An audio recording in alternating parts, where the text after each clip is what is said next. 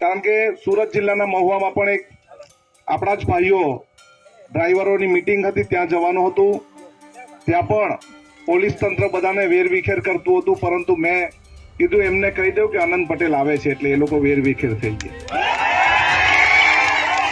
ગઈકાલે પણ આપણા મિત્રોએ વાત કરી મને કે પોલીસ નથી ભેગા થવા દેતા. મારા ગણદેવાના મિત્રને કાલે ફોન આવ્યો, એમ કે પરવાનગી લેવાની કે એમ કે. મેં એમ કીધું આપણી પાસે લાયસન્સ તો બધા પાસે છે. આજે આ કાળા કાયદાના વિરોધમાં આપણે સૌ ભેગા થયા છે, ત્યારે મારા મિત્ર અને જિલ્લા કોંગ્રેસ સમિતિના પ્રમુખ શૈલેષભાઈ, રૂઢી પ્રથા ગ્રામ સભાના અધ્યક્ષ આપણા સૌના આગેવાન એવા રમેશભાઈ, મારા મિત્ર અને તાલુકા પંચાયત ધરમપુરના સદસ્ય એવા કલ્પેશભાઈ, ઈશ્વરભાઈ, નિકુંજભાઈ, તમામ આગેવાનો, મિત્રો, પત્રકાર મિત્રો, પોલીસ મિત્રો. કોઈ આંદોલનની શરૂઆત ક્યારે થાય ખબર? જ્યારે એના પર અત્યાચાર થાય ત્યારે. તમે બધા જ પોતાના કામોમાં વ્યસ્ત હતા, બધા જ પોતપોતાનું કામો કરતા, રોજ સવારે ગાડી પર બેસી જતા અને જે પણ કામ સોંપે તે લાવતા ને કરતા. પરંતુ અચાનક એવું થયું ખળભળાટ કે લોકસભામાં એક કાયદો પસાર થયો, રાજ્યસભામાં પસાર થયો, રાષ્ટ્રપતિએ પણ સાઈન કરી દીધી. પછી આપણને ખબર પડી કે આ કાયદો કેવો છે. એ પહેલા સોશિયલ મીડિયામાં આવ્યું, મારા પર 3, 4, 5 જગ્યાએથી ફોન આવ્યા. અમે પણ અભ્યાસ કર્યો, કલ્પેશભાઈ સાથે ચર્ચા કરી, રમેશભાઈ સાથે ચર્ચા કરી, શૈલેષભાઈ સાથે ચર્ચા કરી. પણ આ કાયદો કેવો કાયદો કે 10 વર્ષની જેલ અને 7 લાખ રૂપિયાનો જુર્માનો, 7 લાખ રૂપિયાનો દંડ. મને આમાંથી એક ડ્રાઈવર હાથ ઊંચો કરીને કે તમારા ઘરે 2 લાખ રૂપિયા છે કોઈ પાસે? છે કોઈ પાસે? બીજું, આપણે કોઈ પણ ટ્રક માલિકોના વિરોધમાં નથી. એ માલિક પણ એવું વિચારે કે મારા ડ્રાઈવરને 10 વર્ષની સજા ન થવી જોઈએ, વિચારે ને માલિક. પરંતુ આ સરકાર જ્યારે કાયદો બનાવે ત્યારે કોઈ પણ એસોસિએશનને પૂછવું જોઈએ કે આ ડ્રાઈવરોને પૈસા કેટલા આપે, કેટલો પગાર તમારો? 50,000, 20,000, 10,000 કે 15,000? 10 કે 15,000 નો પગાર જયારે લેતા હોય, 12,000 નો પગાર લેતા હોય, ત્યારે એનું પરિવારનું ગુજરાન કેવી રીતે ચાલતું હોય એ પ્રશ્ન છે. પાછું રોડ પર નીકળવાનું મોતનું જોખમ, કદાચ સાંજે આવે નહીં આવે, લાશ આવે. તમે રસ્તામાં પોલીસ વાળા ધમકી આપે, કઈ ને કઈ દંડ ભરાવે અને રસ્તામાં પંચર પડે એટલે પાછો એક દિવસ આપણો પાકો. આટલું બધું જોખમમાં સરકારે એવો કાયદો બનાવવો જોઈતો હતો કે કોઈ પણ એક્સિડન્ટ થાય ને વાહન ચાલક કે ડ્રાઈવરને પગ તૂટી જાય તો 5 લાખ આપવાના, હાથ તૂટી જાય તો 2.5 લાખ રૂપિયા આપવાના, આંખ ફૂટી જાય તો 2 લાખ રૂપિયા આપવાના, અને એની કાયમ માટે એની મોત થાય તો એને 10 લાખ રૂપિયા આપવાના, એવું જાહેર કરવું જોઈએ. પણ આ સરકાર એ નાના લોકોની સરકાર નથી. આજે ડ્રાઇવિંગનો વ્યવસાય કોણ કરે? એસટી સમાજ કરે, ઓબીસી સમાજ કરે, માઇનોરિટી સમાજ કરે, એસસી સમાજ કરે, ગરીબ વર્ગ કરે, મધ્યમ વર્ગ કરે. એ સિવાય કોઈને ડ્રાઇવિંગ કરતા જોયા છે? કોઈ છે? ત્યારે આ સરકાર માત્ર નાના સમાજને કચડવા માટે આવા કાયદા બનાવે છે અને નાના સમાજને લૂંટવા માટે આવા કાયદા બનાવે છે. ત્યારે આવી સરકારની સામે આપણે બંધ પોકારીએ ત્યારે કેટલાક સત્તાના લાલચુ એની પાસે જઈને કહી દે કે અત્યારે અમારા ડ્રાઈવરોને લોલીપોપ આપી દે એટલે શાંતિથી બેસી જાય. અરે ભાઈ, આવા લોલીપોપ અમે ખાધેલા હતા અને ફેંકી બી દીધેલા.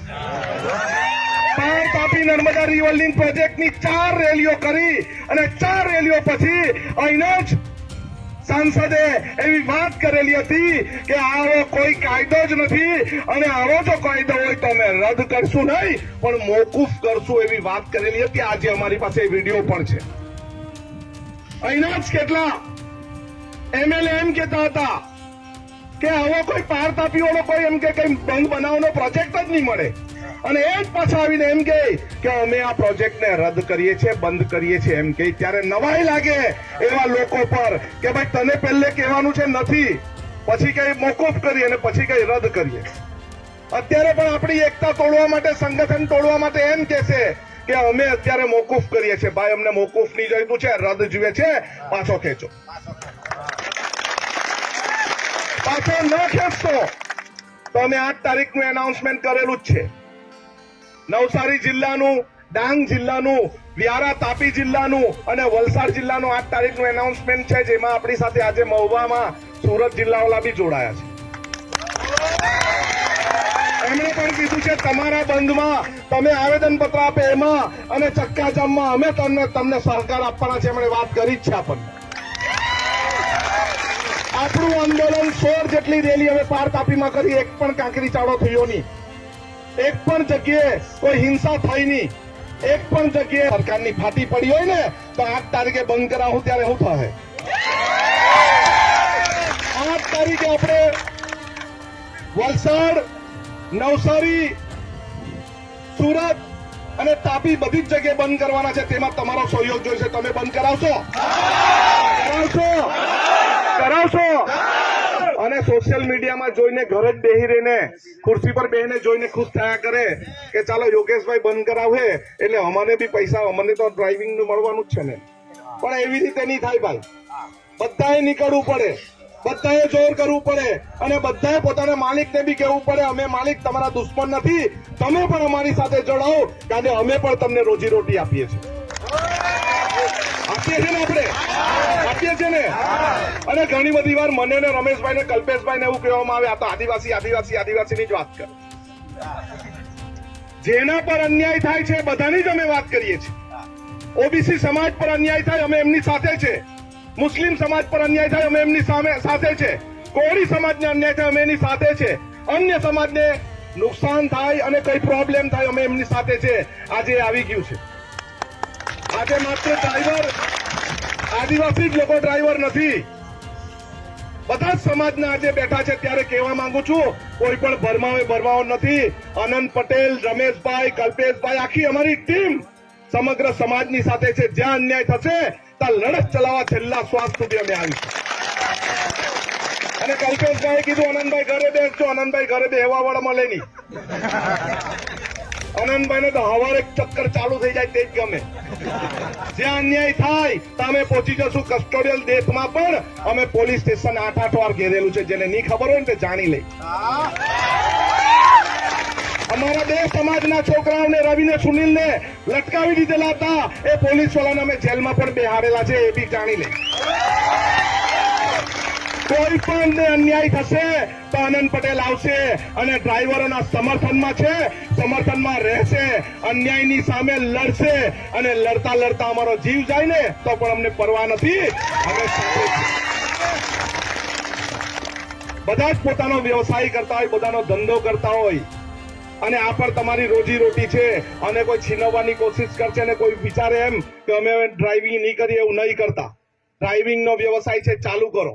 આપણે ગાડી પરથી ઉતરી જશું અને આપણે ઘેરે જઈને ખેતીવાડી કરવા લાગશું, પરંતુ એવું નથી. આપણે પણ આપણા ઘરના કામમાં, રોજી રોટીમાં આપણે નીકળવાનું છે. આપણો વ્યવસાય છે. પરંતુ જેણે કાળો કાયદો બનાવ્યો છે એને ઘરે બેહાડવાનો સમય બી આવી ગયો છે. આવ્યો છે ને? કેન્દ્રમાંથી આ કાયદો પસાર થાય છે. કેન્દ્રનું ઇલેક્શન બી 2024 નું આવે છે. સરકાર જો સાનમાં નહીં સમજે ને તો 2024 ઘરે બેહાડ દેવો.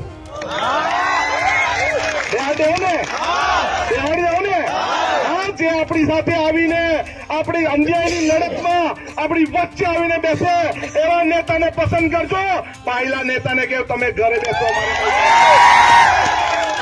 આપણે તો આપણી સાથે આવીને નીચે બેસે, આપણી સાથે ખભા પર હાથ મૂકીને બેસે, આપણને નાના નહીં સમજે, આપણી લડતમાં આપણા કરતા પહેલા આગળ આવી જાય એવા લોકોને પસંદ કરજો. બાકી રાજકારણ કરવા નથી આવ્યા, અમે લોકોની સમસ્યાનું હલ કરવા માટે આવ્યા છે. અને હું તમને ખાતરી આપું છું 8 તારીખ સુધીમાં જો આ કાયદાને કાયમ માટે રદ ન કરે તો આપણે 5 જિલ્લામાં ચક્કા જામ કરવાનું છે. કરવાનું છે ને? અને ઘર પાસેનો રસ્તો આવે જિલ્લા પંચાયત વાળો, એ નથી બંધ કરવાનો. પેલા ગ્રામ પંચાયતનો ફળિયાનો રસ્તો નથી બંધ કરવાનો. અરે આ રાજ્ય સરકારનો રસ્તો નથી બંધ કરવાનો, મુંબઈ દિલ્હીનો જ રસ્તો બંધ કરવાનો છે.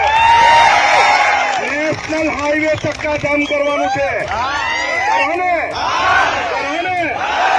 એ જ રસ્તા ચક્કાજામ કરવાના છે. બાકી નાના નાના કામમાં આપણને બહુ ઇન્ટરેસ્ટ નથી. તો આપણે 8 તારીખનું ગાંઠ બાંધી લેવું. પછી આપણા લોકો જરા આળસ કરે.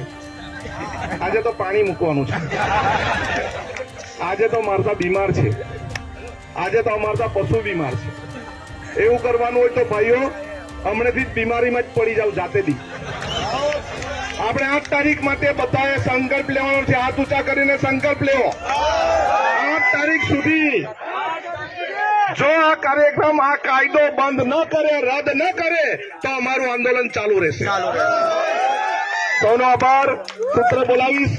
લડેંગે લડેંગે ઓર લડેંગે ઓર લડેંગે. સૌને જય જોહાર, જય ભારત.